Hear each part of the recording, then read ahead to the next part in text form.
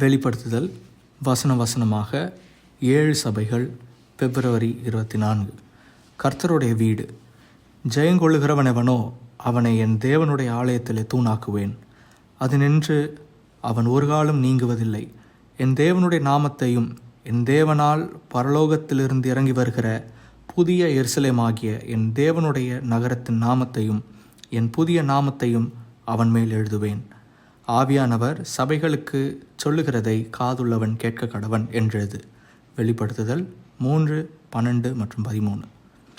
Israel புத்திரர் வனாந்தரத்தின் வழியாக அலைந்து திரிந்த சமயத்தில் பூலோக ஆசரிப்பு கூடாரம் அமைக்கப்பட்டது. பல தலைமுறைகளுக்கு பிறகு சாலமன் ராஜாவின் ஆட்சியில் தேசம் செழித்திருந்தபோது ஆசரிப்பு கூடாரம் ஒரு நிரந்தர அமைப்பாக, ஒரு பெரிய கட்டிடமாக தலைநகரமாகிய எருசலேமில் கட்டப்பட்டது. அதன் நுழைவு வாயிலின் வெளியே சாலமனின் 2 வெண்கல தூண்களை நிறுத்தியிருந்தார். 1 ராஜாக்கள் 7:15. பயன்பாட்டிற்காக அல்லாமல் அலங்காரத்திற்காக நிறுத்தப்பட்டிருந்தாலும் அவை ஒரு நோக்கத்தை அடையாளப்படுத்தின. ஒவ்வொன்றிற்கும் ஒரு பெயர் கொடுக்கப்பட்டிருந்தது. யாகின் என்றால் அவர் நிலைநிறுத்துவார். போவாஸ் வசனம் 21 என்றால் அவரில் பராக்கிரமம் உள்ளது என்று அர்த்தம்.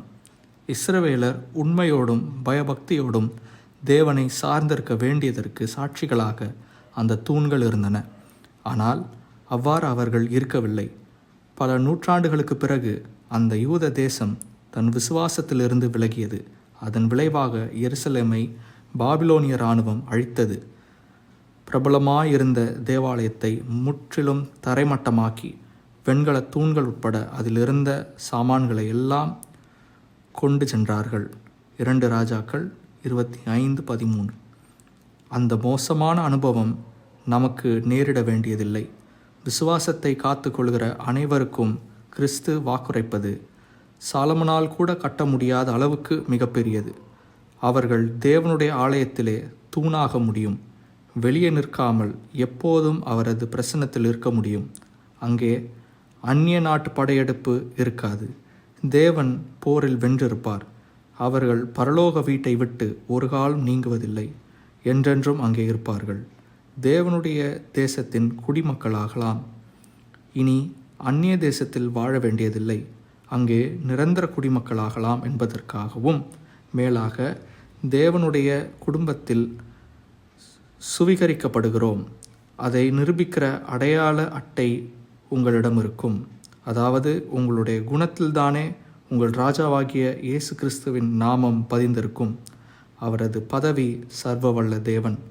உங்கள் இருப்பிடத்தின் பெயர் புதிய எருசலேம். ஒரு அரசு வழக்கறிஞரின் நம்பகமான முத்திரையைப் போல கிறிஸ்துவின் சாயலில் நிரந்தரமாக முத்திரையிடப்படுவீர்கள். ராஜாதி ராஜாவே, உம்முடைய ராஜ்யத்தில் உம்முடைய அரசின் கீழ் உம்முடைய ஜீவனுள்ள கற்களில் ஒன்றாக வாழ என்னை ஆயத்தப்படுத்தும். 1 பேதுரு 2:5. அதிக ஆராய்ச்சிக்கு 2 கொரிந்தியர் 1:21-22, எபேசியர் 2:19-22, எபிரேயர் 3:6. ஆமென்.